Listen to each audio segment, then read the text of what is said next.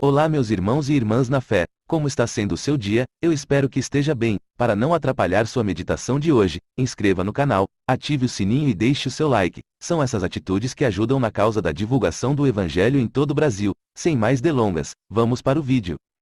A Bíblia nos apresenta 11 versículos principais, diretos e indiretos, sobre o arrebatamento.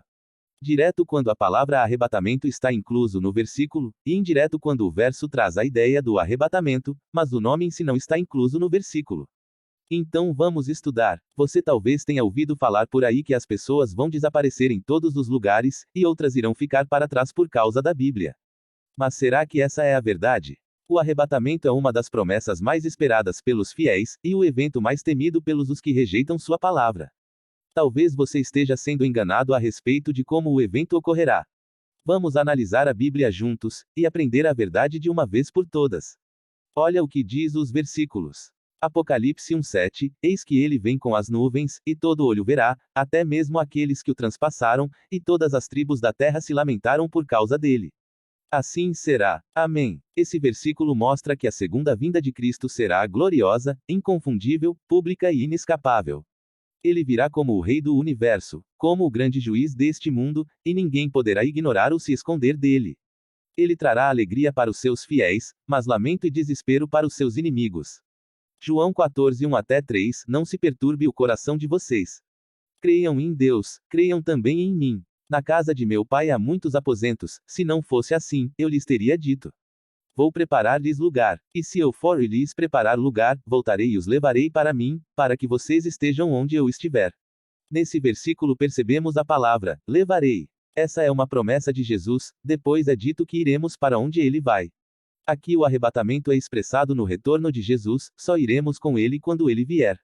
Veremos os versos adiante. 1 Coríntios 15:51 e 52. Eis que eu lhes digo um mistério: nem todos dormiremos, mas todos seremos transformados, num momento, num abrir e fechar de olhos, ao som da última trombeta. Pois a trombeta soara, os mortos ressuscitaram incorruptíveis e nós seremos transformados. Esse verso expressa o momento do arrebatamento, veja o que diz, ao som da última trombeta, uma alusão à sétima trombeta de Apocalipse que é a vinda de Jesus. Também vemos de forma organizada o arrebatamento, primeiro os mortos, e depois os vivos. Aqui também vemos a condição dos mortos em harmonia com a Bíblia. Os mortos estão inconscientes no pó da terra, aguardando o Senhor retornar para serem ressuscitados. Entre a morte e o ressuscitar em um abrir e fechar de olhos, não existe tempo ou consciência. Se acreditarmos na heresia que morremos indo direto para algum lugar, estaríamos anulando a coerência bíblica. Muitos versos como o juízo, veja. Se todos que morreram foram destinados a algum lugar, então já foram sentenciados, mas não é assim que está escrito. Outra heresia é a ressurreição dos mortos imediatamente após a morte. Veja, se morremos e vamos imediatamente para algum lugar, então não há necessidade de ressuscitar novamente. Esses pensamentos comprometem a lógica bíblica, e até a segunda vinda do Senhor, olha só, se já estão todos julgados e ressuscitados. Então Jesus virá fazer o que aqui na terra? Então tome cuidado com falsas interpretações. Pois Romanos 12:2 diz que temos que oferecer um culto racional a Deus. Veja bem, 1 Tessalonicenses 4:15-17 fala assim: Dizemos a vocês pela palavra do Senhor que nós os que estivermos vivos, os que ficarmos até a vinda do Senhor, certamente não precederemos os que dormem. Pois dada a ordem com a voz do arcanjo e o ressoar da trombeta de Deus, o próprio Senhor descerá dos céus, e os mortos em Cristo ressuscitaram primeiro. Depois nós os que estivermos vivos, seremos arrebatados com eles nas nuvens, para o encontro com o Senhor nos ares. E assim estaremos com o Senhor para sempre. Incrível, né? Nos encontraremos com o Senhor nos ares, no dia de sua vinda, e não antes. Seremos arrebatados para ele, após o arcanjo soar a trombeta. Mateus 24:27, pois assim como o relâmpago sai do oriente e se mostra no ocidente, assim será a vinda do Filho do Homem. Essa é mais uma demonstração da visibilidade do arrebatamento, e vinda de Jesus. Assim como os relâmpagos, todos verão a vinda do Senhor, tanto ímpios, como justos. Ninguém passará despercebido. Mateus 24:36 e 37, quanto ao dia e à hora ninguém sabe, nem os anjos dos céus, nem o Filho, senão somente o Pai. Como foi nos dias de Noé, assim também será na vinda do Filho do Homem. Não marquem datas como fizeram os antigos, ou outras religiões pelo mundo faz. Não sabemos o dia nem a hora. Jesus pede para orarmos e vigiarmos, nos preparando para não sermos pegos de surpresa e em falta. Pois ele virá e todos o verão. Lucas 17:24, pois o Filho do Homem no seu dia será como o relâmpago que brilha de uma extremidade do céu à outra. Segundo a Pedro 3:10, o dia do Senhor, porém, virá como ladrão. Os céus desapareceram com um grande estrondo, os elementos serão desfeitos pelo calor, e a terra, e tudo o que nela há, será desnudada. Aqui vemos que não sabemos esse momento, então vamos nos preparar, nos consagrar e nos santificar diante do Senhor, se afastando das falsas doutrinas. Gênesis 5:24, Enoque andou com Deus, e já não foi encontrado, pois Deus o havia arrebatado. Sabe por que Enoque foi arrebatado? Ele era obediente e tinha um relacionamento respeitoso e reverente com Deus. Assim também somos nós. Não é uma instituição ou um líder que nos salva, e sim o nosso relacionamento com Deus.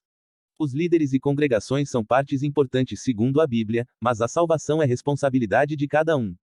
Segundo a Reis 2:11 e 12, de repente, enquanto caminhavam e conversavam, apareceu um carro de fogo puxado por cavalos de fogo que os separou um do outro, e Elias foi levado aos céus num redemoinho. Vendo isso, Eliseu gritou: meu pai, tu eras como os carros de guerra e os cavaleiros de Israel. E quando já não podia mais vê-lo, pegou as próprias vestes e as rasgou ao meio. Esses profetas ultrapassaram o título de Deus e servo, evoluindo para um relacionamento mais profundo. Pai e filho. Eles honraram ao seu Senhor, sendo contemplados com sua busca imediata. Será que somos assim? Precisamos orar e pedir misericórdia, né? Apocalipse 12:5, ela deu à luz um filho homem, um filho que governara todas as nações com cetro de ferro. E o seu filho foi arrebatado para junto de Deus e do seu trono. Veja bem, o Senhor Jesus foi arrebatado para o Pai no terceiro dia, depois de sua ressurreição, e o Pai Celestial não o abandonou.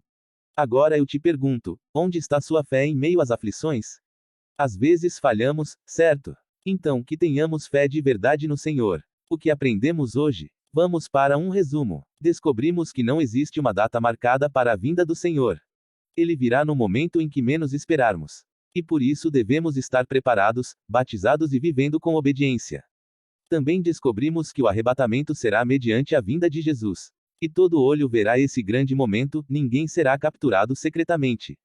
Agora sabemos que o Senhor não ressuscitou ninguém ainda, pois precisamos esperar ele chegar. Pois isso quebraria a harmonia entre os versículos se pensarmos diferente. Aprendemos que os mortos estão inconscientes, aguardando Jesus retornar para receberem sua coroa. Bom, aprendemos com a Bíblia hoje. Isso não é maravilhoso? Espero que estejam felizes por essa renovação e se preparando para o batismo. Amém.